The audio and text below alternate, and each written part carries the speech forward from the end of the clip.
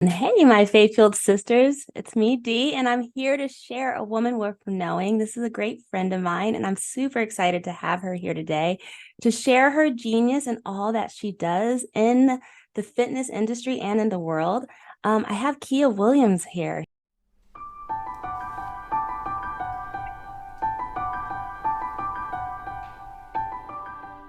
She is a Jedi advocate, a global presenter, a freelance copywriter, project manager, creative director. She spearhead revolutionary creations on multimedia platforms, and she is recognized for her ability to incorporate innovative, progressive, and creative writing techniques. She has contributed to Ideal World Diversity, which you guys have seen me at year after year. She's part of the Inclusion Committee, Women in Fitness Association. She's helped create formats such as bar above, Ballotone, Fluid Strength, and Kia's also published a book called Functional Core for Women, published by Human Kinetics.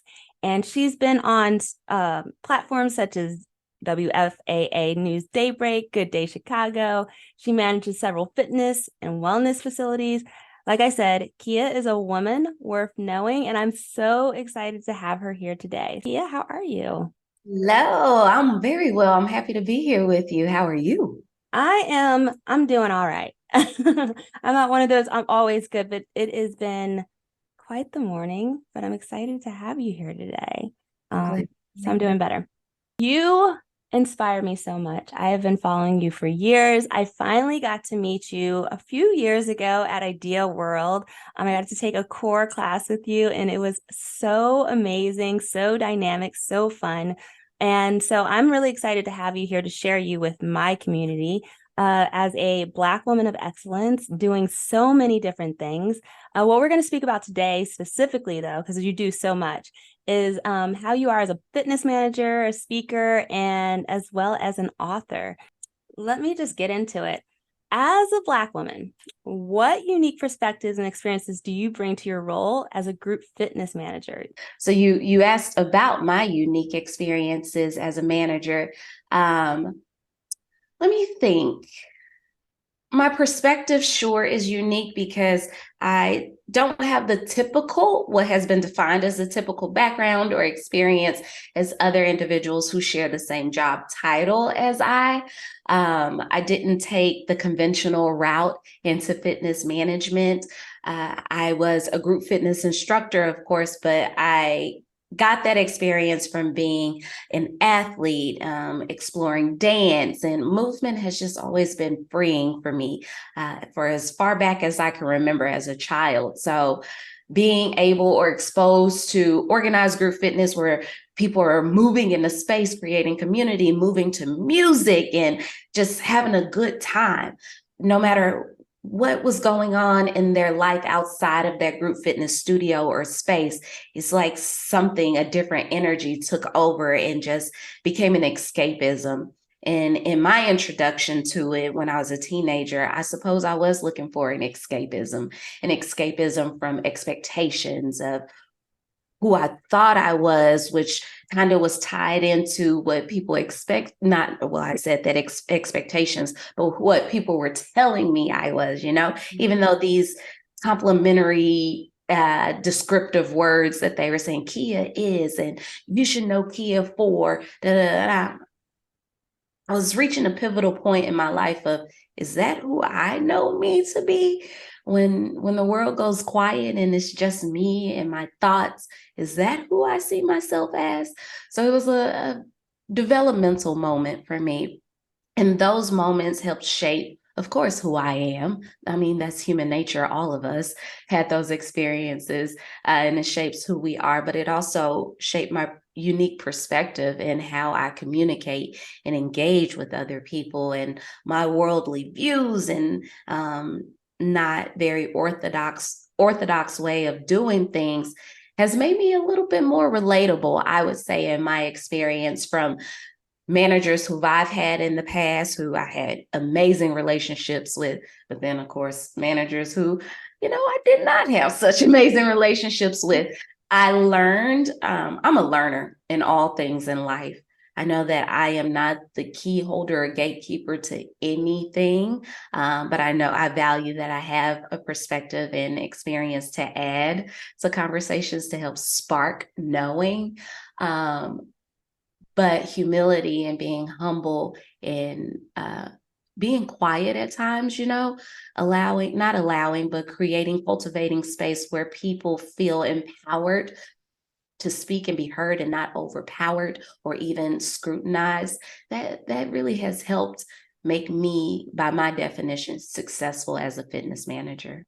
And I think that's really impactful for not only for the people who experience you in the class, but not in the management role, but also those that you manage, which is great. Do you have any specific examples of a challenge that you faced as a Black woman in not just as a fitness manager, but in the fitness industry, and how you overcame it? Absolutely. Well, systemic racism is all around us. There's no hiding from it. There's no masking it. So dealing with just what feels like hyper scrutiny, um, overt expectations, workplace environments that are not conducive to my development, my mental health and wellness, and just being observant to see not everyone's treated equally. Like the expectations placed upon me, or even the disciplinary actions placed upon me, don't always breed over to other individuals who may not look like me or identify as I do. So those are things that, you can't hide from. Those are things that impact you no matter how many defense mechanisms that you practice or you detonate of, okay, have a strong mental stability, have your support system at work and outside of work. What is the saying? Help me with it. Is it a death by a million cuts? Yeah. Yeah, it weighs. Even Yeah. if you expect and this is what we face in life, this is what we face in whatever work industry that we're in, it still weighs because it's unfair. It truly And is. it's not the way that I would treat other people. So you would think, that golden rule of treat people how you want to be treated. No, we know at the organization that you mentioned earlier, it's more so treat people the way they want to be treated. But it's like, how do you know how they want to be treated? And is that always sustainable? Can you always approach that, So it's always this constant battle to find balance and security. That's really weighing and unfair. Have I overcome it? No, I don't think we ever will. If there's not a magic wand to just reset, bring us all to an even playing field where we all accept and truly understand what equitability is, and equality, and understanding they're not one and the same. I have not overcome it, but I have, for lack of better words, develop a thicker skin and found my group of people who speak a language similar to mine. We created a brave space where we can challenge each other and know that you won't be hyper scrutinized. You won't be punished because we don't have similar ways of thinking. We don't have a 100% agreement, but understanding that we all have value and we help with each other's development and growth and seeing things from a different lens or perspective. And it won't be held against you. You will be appreciated, respected, loved at the end of the day. So leaning into those things, but also, sort of carving my own lane, recognizing that at certain times there were people who didn't want to play with me, didn't want to play nice with me, and understanding that is a disservice to myself and to those who do value what I can and what I do bring to the table, for me to keep trying to force myself into those seats or into those environments, but instead finding that there's more than one way to get something done. There's more than one arena for us to operate. I would love for us all to coexist and have a great time, but not everyone is on the same wavelength, has the same ideal. But getting these experiences and the opportunities to meet lovely people like you and the group of people who you have the opportunity to serve, and just knowing that it's not a one size fits all, which is amazing because Yeah. I didn't fit in that one size that I originally was introduced to. But doing what I value as good work and leaving situations happy and fulfilled and not feeling beaten down is really nice to have more of those opportunities than the other. I feel all of that because I've always been the outsider looking in. I come from and the fitness industry as a fitness professional, which a lot of my followers aren't, is predominantly male. It's predominantly white male. And so that's just a hurdle that we have to overcome in that. And then being faith-based. So I completely understand not everyone understanding or identifying with who you are, and then just trying to still serve people, but make a space for you where you can thrive as well. So that was really eloquently spoken, which I want to actually get into your speaking, which is always inspiring every time you speak. And what inspired you to actually become a speaker? And how do you use that platform to empower and inspire others, particularly women of color? Because you've done a lot of work for women of color. Yeah, well, thank you. What got me into public speaking? I've always loved storytelling.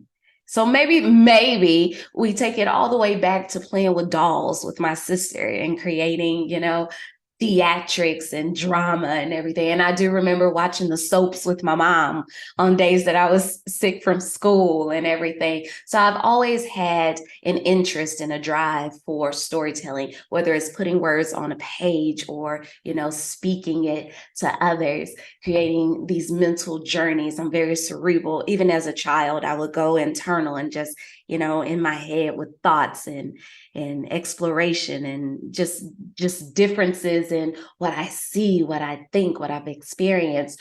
So then going into school, I got involved in creative arts, very young theater arts, acting, and again, script writing became a thing, a passion and interest of mine. So creating stories through videography and through the news.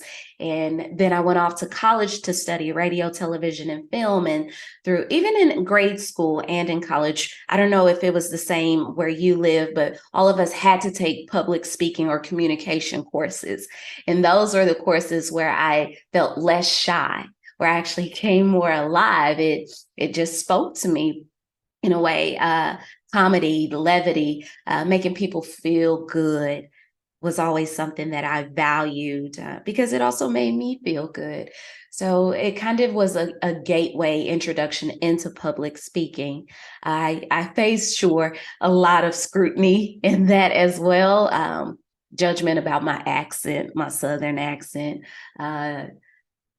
diction, certain words that I would use, but getting braver in spaces. And I had a college professor who I shared this with probably through a school activity. And he was the first to say, well, that's unfair for people to put that upon you. Why can't the way you show up be more than enough?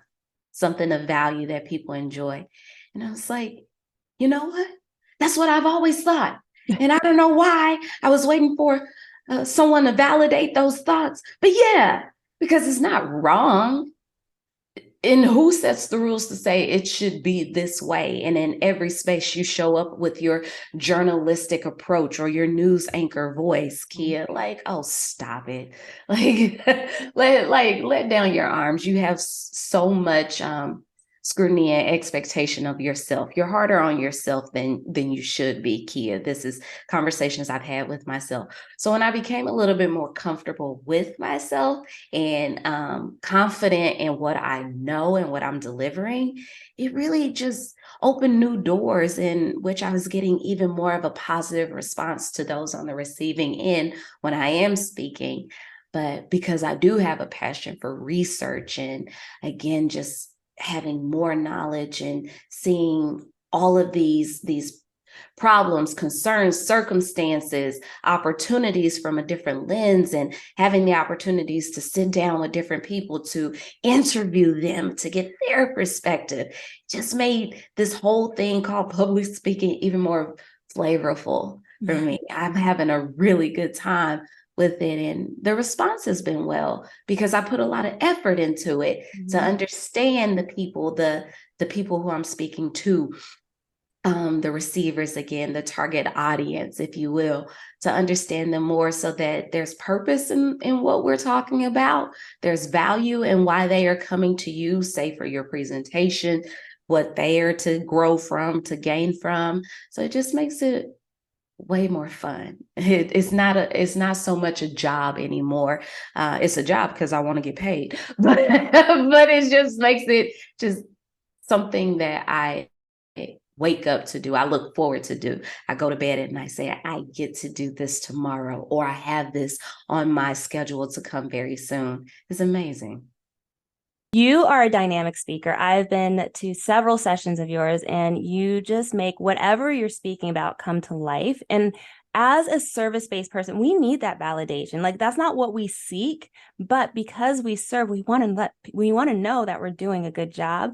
So having that person validate you at a young age was a gift to all of us, so that you can be who you truly are and really just share a refreshing, just the way you present is just so much more refreshing. I've been to, when we go to these fitness conferences, for those who don't attend conferences, it's all day of listening to people share their genius. And then when you, at the end of the day, or if you, after you've had lunch or you've done several workouts and there's somebody who is just monotone, like just doesn't give the flavor, like you said, it just makes it so hard to receive the information. But with you, it's just so natural, so easy to listen to you. And so I'm grateful for whoever that professor was to just really validate you so that you could share your gift. And I tell you, in personal conversations, I'm always telling Kia, she needs to have a speaker's course. She needs to teach people, not just to speak in the fitness industry, but in general, just to present. So hopefully that'll be something that you offer soon. I'll just plant that little seed right there. But I want you to discuss, because again, you do so much work for diversity and inclusion, how important it is as representation and diversity in fitness. I mean, everywhere we know we need to be represented, but in fitness alone, and especially in the speaking industries, when I go to these fitness conferences, I'll be honest, there's probably 1% people of color that's presenting.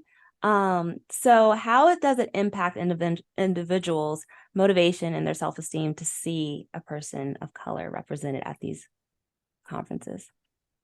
Sure. So we know the saying representation matters. Why does it matter? Because when you can see it, it makes it even more obtainable. Like, you can do this as well. You can reach your desires, your aspirations as well. Taking it back to the first of athletes that we know, first of their kind, at least in history books, Jackie Robinson. And then soon after breaking those barriers, we had way more Black baseball players with opportunities. So it's not, I mean, Arthur Ashe, the list can go on and on and on, Shirley Chisholm in politics. So representation does matter, and it is empowering. So the people exist. We know they exist in this world. So we can't just rely on, I've experienced industry saying, well, we just don't get enough applications. Okay. Are you setting these applications for visibility of different people, diverse individuals to see, to know that the opportunities exist? We look at, college admissions. We've had issues with that in history as well. So the fitness industry is no different from that.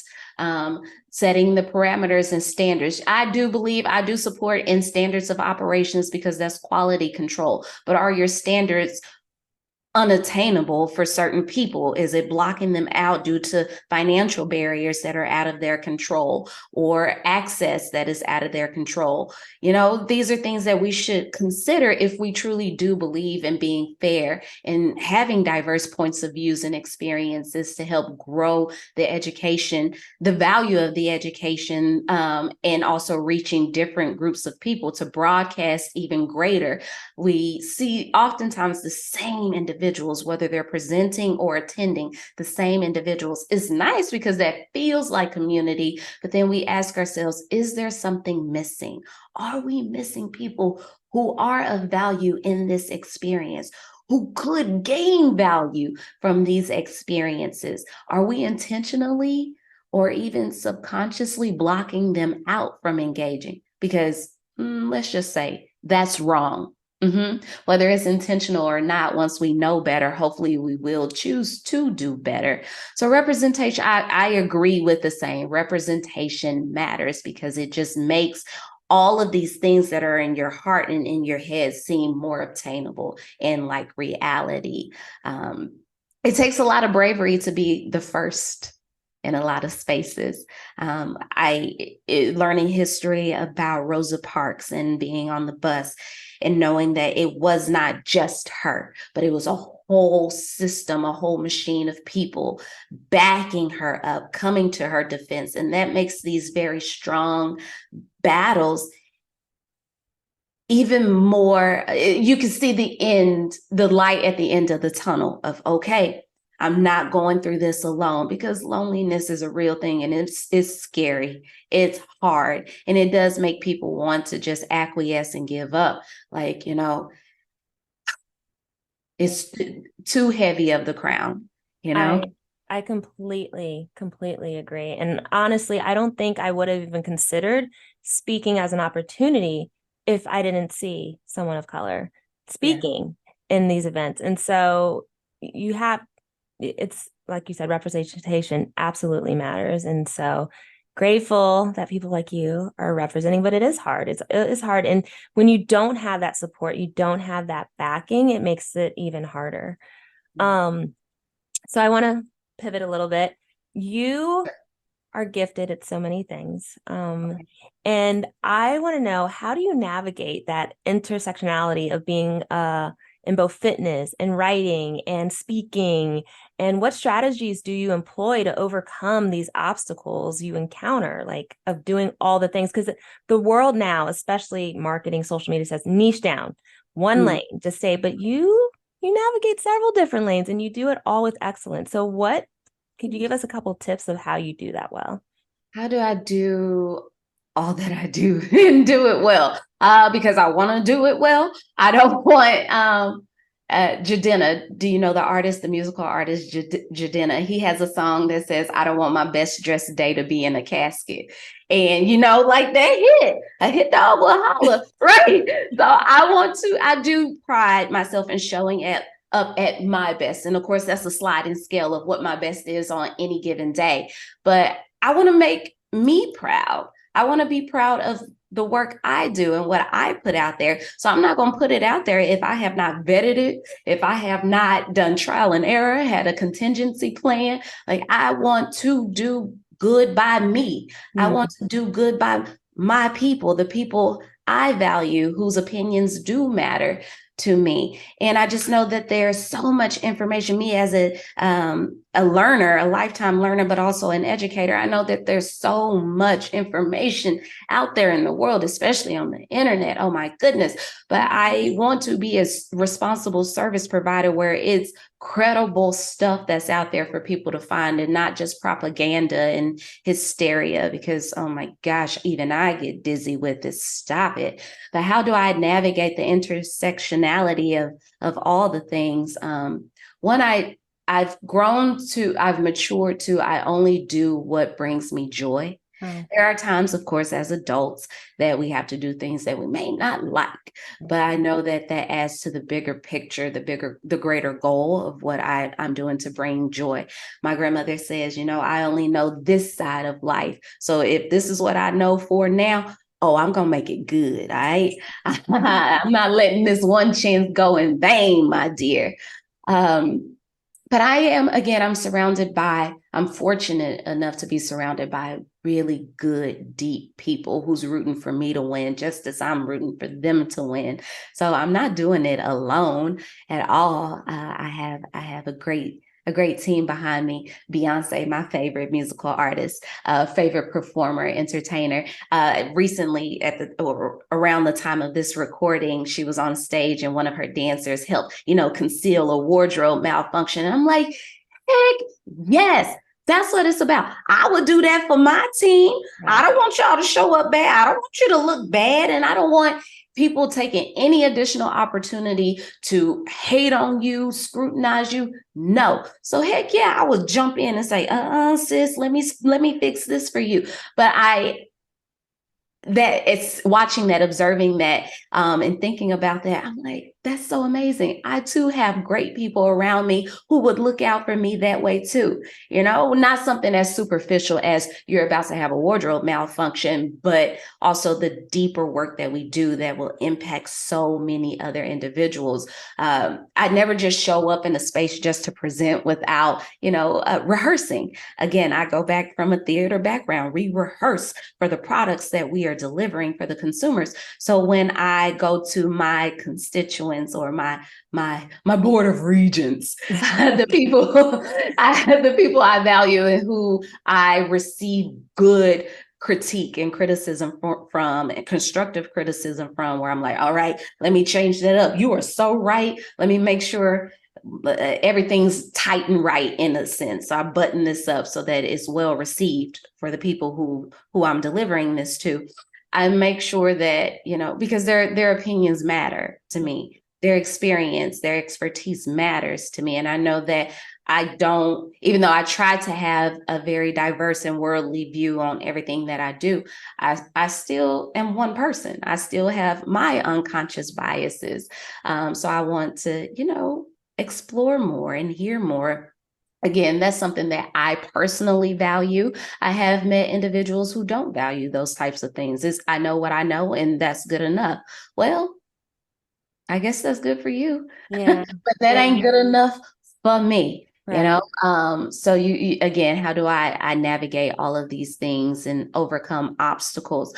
One, recognizing that there will always be obstacles and deviations. So getting better at my practice of experiencing those, but knowing that I've made it through my worst days thus far. So maybe I have a great opportunity at continuing to do that. I'm resilient in that regard, but just knowing that deep down, I have good intentions. So I will learn these lessons, take my lashings, and move on. So what I'm hearing from you, and I've heard it several times, is that an accountability, support, community, which is biblical, as faith, that's biblical. We're supposed to live in community. And something that I've been preaching and something that I've been really practicing this year is having pacers, promoters, and partners in my life. Ooh, I like that. And so pacers are people like you, steps ahead, setting the pace. And then you have promoters, people who are going to put your name in the room when you're not even there, or they're just going to share your stuff and share your greatness with other people. And then there's partners. Those are your ride or dies. Those are the people that are going to cover you up when you have a wardrobe malfunction, or be like, hey, I love you, sis, but you need this and that, because they're your partner. They're in it with you. And so I'm getting from you is a great strategy and advice for people who want to succeed is to surround themselves with these people. It's not just on your own strength. You need those other people to help support you. Absolutely. That makes you a well-oiled machine. I love it. I love it. And it's validation for me that I'm on the right track. I want to speak about this amazingness that you put out this year. But first, you've been writing for years. Oh, yeah. One thing that I learned about you recently on our own conversation is that you're a ghostwriter. Yes. And that's just another thing that I don't know. People know about it, but they don't know about it. I know about it because I've worked for people who have hired ghostwriters. Could you share with my community who might be a writer, might be an excellent with the pen, but doesn't necessarily want to put their face out there, what a ghostwriter is, and maybe a couple tips on how to start down that road, navigate it? Yeah. So ghostwriter is someone who writes for others, whether it's a person, a company, but you don't necessarily personally take the credit for it, not outwardly. I would also say sometimes a ghostwriter writes under a pseudonym because some people want to have a separation of personal life and professional life, where sometimes people are writing something so juicy and exciting that they're like, baby, someone else should take the blame if this doesn't go well.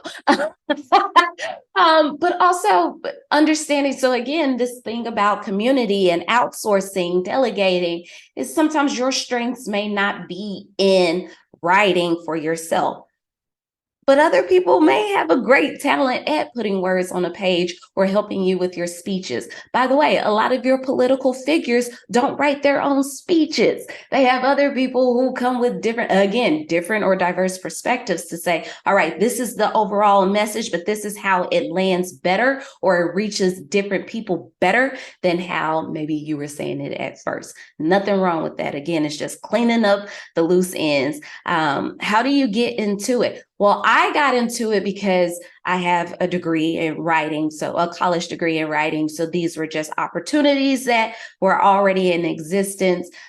People sought me out based on, articles I've written, research that I've done, whether it was published or I self-published it. People came across it and sought me out. So now we call it search engine optimization. But at that time, I was, applying to write for the newspaper in my city. I was writing for different it wasn't social media at the time, but media companies, magazine companies, and working under or even interning for big companies like that. You don't have a name. I don't mean to say that facetiously. Please follow me and forgive me if that was a faux pas, but the magazine gets the credit. But you're adding, I knew that I was adding to the greater goal, the bigger project that people value. I value picking up these newspapers and magazines and reading them. So I wanted to pay it forward and keep it going.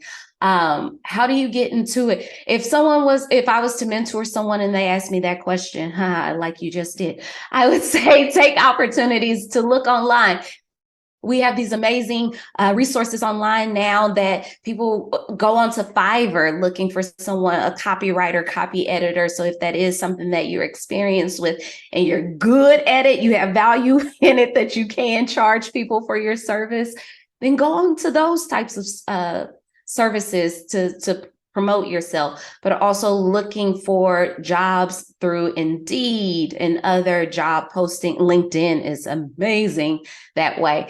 I'm not sure if I know newspapers have been dying off, which is just so sad. It's nostalgia for me. But whatever the new age way of, the newspaper circular of these help wanted types of opportunities. Sometimes you do have to do what people call grunt work, or the gritty work of working for free. I would say work for free for yourself, or for people, or your people, where you know that you are, making an impact and it is valuable. They won't abuse this free, meaning that you're not making money off of it, but there is something that you get in return. You scratch my back, I scratch yours, quid pro quo kind of thing, but not in a negative way, of course. But those create platforms and exposure where you can start running the dollars and marking it up. So just take an opportunity. If you want to do it, just do it. Do it for yourself. Yeah. And do your self-promotion, and people will find you because they're out there looking for you. They just don't know where you are yet. You're right. And when you do it for free or complimentary, it provides like a resume for you. And I mean, you can't disclose who you've written for, but you can share that you have that gift and talent. And ghostwriters, not only do they just write, they also pick up the voice of the writer as well. And I'm trying to say, how can I say, a position that I've had recently, there was some ghostwriters, and I mean, there was one, it was phenomenal. Like, you couldn't even tell if it was the actual writer or the ghostwriter, because she had just did so much study behind it to pick up her voice. She listened to her voice, she watched her podcast, she read her stuff.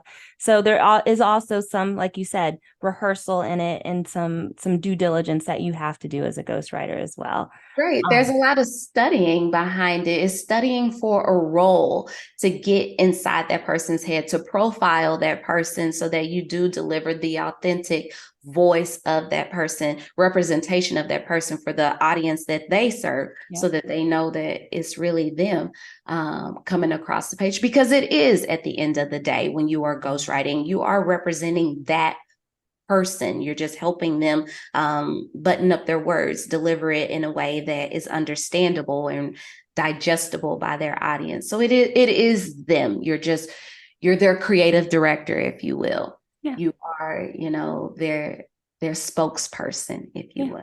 And it gives them more capacity. And they do put their thumbprint on it as well. They don't, I mean, unless you're really great, they might just take what you say and just put their name on it. But for the most, yeah, they add their little flavor. Plagiarized before, but that's totally different. I don't find that flattering at all. People say like imitation is the best form of No, that's rude. Give credit where credit. Yes, especially in social media world. My goodness.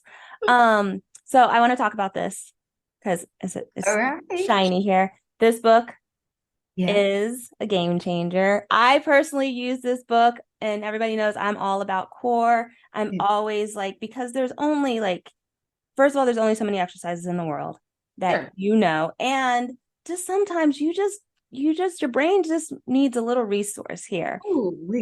And I know you've written many things as a ghostwriter and as a writer. Can we share like how this came about? What was the intention, the mission, the motivation for the functional core for women? Oh, wow. In a nutshell. Okay. So actually, I was a yoga teacher at the time. I was doing a lot of things, but an editor was taking yoga classes that I was teaching. So you never know who's going to walk through the doors with you wherever you are. And this person had an opportunity or needed support, credibility for another book. It was a yoga sports book. And the way that I deliver my yoga practices it spoke to her of, I think this woman really knows what she's doing. This ain't just some average experience. But again, that's me. I take value in what I present. So I do go above and beyond. But also, you know what? Let me put a pin in that for a moment, because that just made me think of one of your earlier questions about existing in spaces that we are hyper scrutinized and analyzed as Black women and people of color. We've never had an opportunity to be mediocre. Not that I want to be mediocre, but we are highly judged on everything that we do. So it's always go above and beyond in absolutely everything that you present. And it can be exhausting. It is exhausting at the end of the day. Oh my gosh, the mental exhaustion that I face on a regular basis, because I know that I am being judged higher and deeper than other people, my counterparts in these industries. It ain't fair. It's reality. And it sucks. So yeah, I do work to call attention to those things to hopefully bring about change in it. But it is the reality of what we do. And that's what makes it even more challenging and exhausting and almost impossible. Some people who speak with me say it's impossible because they don't want to play fair. The finish line will always be moved. You say, do it this one way, and I do it above and beyond that way, but you still tell me I'm not good enough. I get it. I know it. But that's why we create opportunities for ourselves and spaces for us to exist more authentically, listen, just bear down, place down your arms, just disarm yourself. It's all right. I got you in this sense. So in the yoga studio, that was a space where I could show up more authentically and relaxed and show what I truly do value. I truly do value doing the historical research of what the practice of yoga is that goes beyond just what we on the Western Hemisphere decide or receive from it. And through the messaging and delivering of that practice, this person said to me like, hey, I'm editing a yoga book, and we fact check. And I'm like, as you should, we fact check. So I just want to, ask you your opinion on these things. So through contracts and everything, I work behind the scene. I was like, you know what, this may be kismet, and maybe the universe or whatever higher power you speak to bringing us together. Because I'll have you know, I'm actually a writer too. And I have experience doing the exact work that you're seeking, that you're asking me for. So because that was a slam dunk, I did so well at that. Pat on the back, little sis. More opportunities came thereafter, and I built a great rapport with this publishing company that I continued to edit and then, model and have presence. And the opportunity came that, you know what? You're the one. Nobody can do this better than you. This is what the industry is saying they need. And I was like, I know, because I keep my ear to the ground. I know what the industry is saying. This is what people are saying online that they need. This is also what we recognize as a problem of what people are consuming through online engagement, or some people call it research. Ooh, let's challenge that narrative. Research of what's safe, what's effective. And you said it, there are only so many exercises that we've coined thus far. Sure, we can add variety, creativity, stylize it, fine. But let's take it back to the basics. Let's get back to the foundation of the why. What is the purpose of this move? Who is it safe and effective for? How can we scale it so that it's receivable or even to be regurgitated by different individuals? So that's kind of how the book was birth. Of course, there are many other reasons that it was birth, but it came at a time where we were all on lockdown, the stay-at-home mandate. So I thought, okay, I will really have time to sit with this because I can't go nowhere else. There's less distractions, right, Kia, to get this done. Oh my goodness, was I wrong? The mental challenge of COVID-19, stay at home, not knowing what the heck is going on, leaning on who we said were the responsible professionals and we will follow their guidelines. Oh, but tomorrow they changed it because, we were wrong. It's like, somebody just help me. So the book took on different voices, different points of views of saying, let me really speak to the needs of the people where they are right now. So a lot more of my voice came across it. This was an opportunity where it wasn't so, what am I trying to say? Where it wasn't so encyclopedia reading like, because we have enough of that. We have enough of that. So if we have enough of that and people still aren't picking up those books, they still aren't accessing it, maybe we ain't doing something right.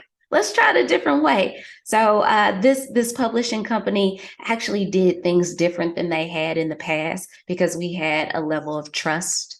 I'm told at least that I'm the first author who's on the cover of their own book. So they value something about what my face, my representation, my being brings. I am the first author or one of the few who actually modeled in their books as opposed to hiring and contracting. And again, because I have a diverse experience in a lot of things, being on set, baby, the credit that I got that this is the fastest and most efficient a photo shoot ever went for this company that's been in existence for years. It was validation, fine. And it was very encouraging of all of this work that you have been dismissed about, that you've been told, yeah, that's cute, but not right now, that you've worked so hard for. It finally came to life, but it came to life your way, on a project that has your name on it. So it's really dope. It's so cool. Yeah, I have several books by this publisher. It's usually very anatomical. That's why I have several books by this publisher, because I love that aspect of it. But when I picked up this book and saw real people, I saw real words, I saw layman's terms, but also scientific information. Absolutely. And then real life examples that can be applied. I was like, what? They doing something different now. Like, this isn't for this fitness science geek here. This is for every person. This is for anybody can pick up this book and really grasp the concepts of functional core for women. And I told you, and I think I told you first thing when I looked at this book, I was like, she started with glutes. Praise the Lord. Because if I have to tell one more person that Your your core is not core just is your not abs. just your abs. Oh my gosh. And like, even I'm still fighting that battle. Yeah. So this book is absolutely amazing. It's Functional Core for Women, targeted training for glutes and abs. Yep. And yes, your glutes are part of your core. Anything from your neck to your seat is part of your core. Yep. And it's just really well done. So if you, and Thank there's so many people who are realizing the importance of their core you. and the functionality of having a strong core. So if Mhm. you are not a fitness person in my community, because there's a lot of those, there's also people who are fitness people who are probably going to watch this because they're going to be like, Kia and Dee are doing something together. What's going on? So get this book. It's such an easy read. It's such a great resource guide. We all need to be working on our core every single day if we want to grow and age well and independently and just function better and move better in our movement. And it was so well done. And you're absolutely right. I don't think I have about 4 of these books. I don't think I've ever seen the author on the cover. I never even realized that till you said that. It's usually just a bunch of skeletons and muscle pictures Yep. in here. And if you guys look, Caricature. there's real pictures. Human people. And you can just grab your chair or you don't have to have like special Nope. equipment to do these things. You can do most of these exercises at home or in the gym. And it's just really, it's how it's done, the regressions, progressions, the safety and the form. It's like having a little personal trainer in a book right here for your core, which is great for people. Some people And need I appreciate that you find value in it because I, being a writer, I heard that, books and literature is a dying practice. And I'm like, but it's what I do. Yeah. And they're like, AI is going to take over. I was like, no, I'm going to work with it. Yeah. I'm Yeah. gonna, And yeah, this is like, you can totally use an app, but this is different, guys. Like you need I this wrote this, resource. not a computer. Right. You need this resource. This is science-based information. And the computer isn't for it's not thinking of everybody, it's thinking of somebody. And Yeah. so it's totally different. But yeah, I just wanted to shout out this book, Thank share it with my community. I've shared it on socials. I personally have it. I personally use it for myself, for my clients, and I recommend it to them as well. And so I want to thank you for this time. It has been such a joy to hear you and learn from you and just share with my community this woman worth knowing, Kia Williams. If you don't, can you share how people can connect with you in the world? Sure. My company and my website is at thecoreofitall.com. I'm the core lady, I guess, at thecoreofitall.com. I'm also on socials at kiawilliams.fitness. I would love to remain in contact. Connection and community is my jam. Yes, and I will be sharing all of that in the notes here for this episode. So yeah, that's all we really have. Thank you so much, Kia, for your time. I'm so grateful for you and your friendship and your time. So be blessed to my faith-fueled sisters and have a wonderful day, guys.